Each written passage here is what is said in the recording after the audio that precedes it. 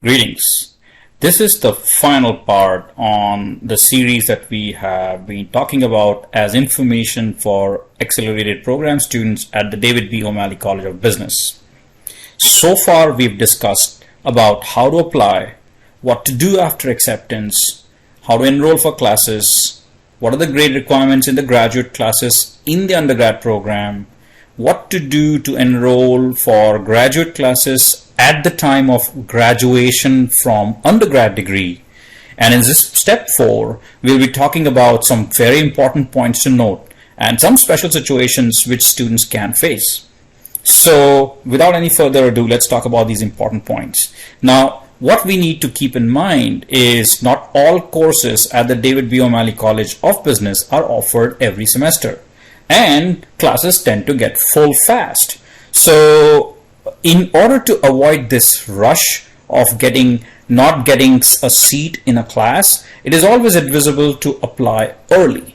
The sooner you apply for accelerated programs, the better off you're able to beat the rush and get into the classes so that the course rotations are adhered to in a strict disciplinary way.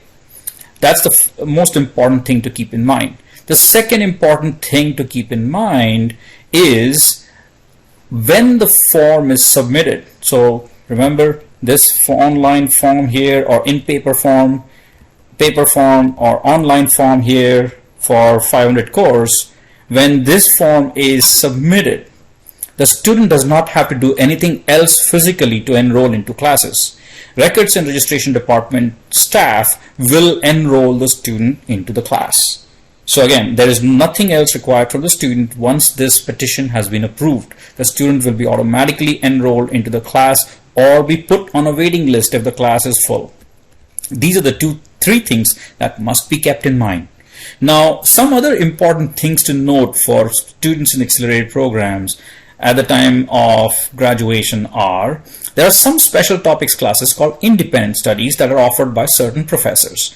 The student is responsible for talking to the professors about these classes, and under certain special situations, again, a lot more approvals are needed for independent studies, but they provide the student with flexibility to be able to take a class at their convenience. Let's say they're away for an internship or something else.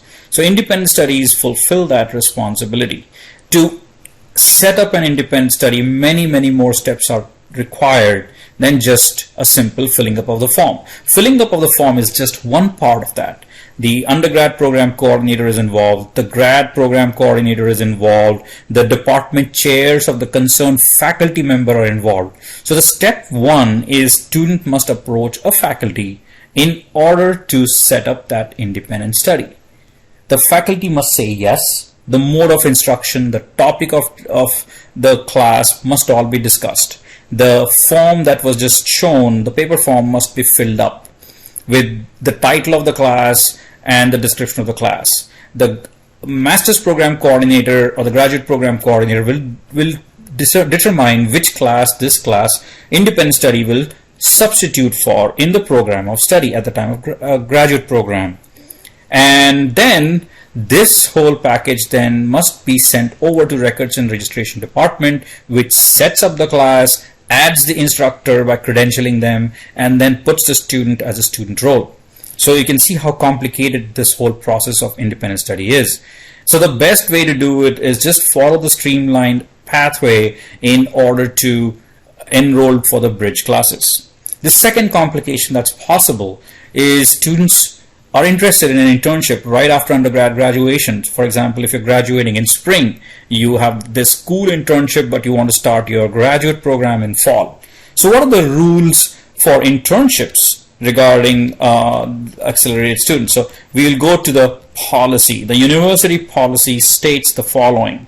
The student must have completed at least 6 hours applicable to his or her degree program from Embry-Riddle and be a full graduate status to apply. The second rule must be the student must have completed 9 credit hours by the start of the internship. Now, the definition of 9 credit hours is 9 credit hours. The 6 credit hours have to be applicable to the degree program. So if you're an MBA student, 6 of those credit hours must be applicable to MBA. And the third and final criteria is must have a cumulative grade point average of 3.0 and above.